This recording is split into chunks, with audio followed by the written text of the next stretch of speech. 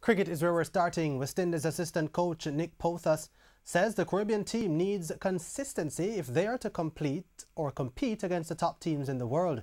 Speaking before the Windies' final one-day international against India, the former Sri Lanka coach admits that the Caribbean team's situation is mental and not physical.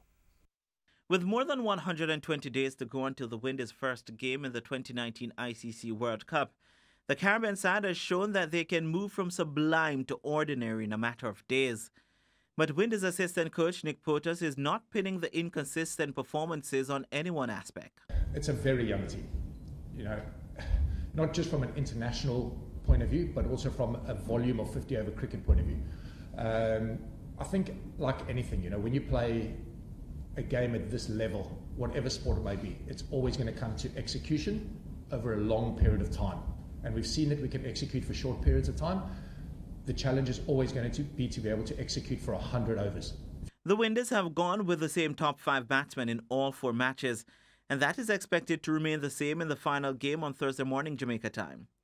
But even with a stable top order, much of the batting has still fallen on captain Jason Holder, who is still suffering from an injury that ruled him out of the first test on the tour. The one thing we don't have in the West Indies, which you do have in India and from England, Australia, is you've got depth.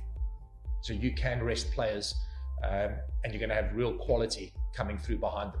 Unfortunately, we're not in that place at the moment where we can just rest players when we want to, but we've got to be realistic as well. Thursday's game will also offer an historic moment for India's wicketkeeper MS Dhoni, who is a run away from becoming the 5th Indian batsman to reach 10,000 ODI runs. I think he's probably one of the legends of Indian cricket, and his striking ability is there for everybody to see. He's done many a times before.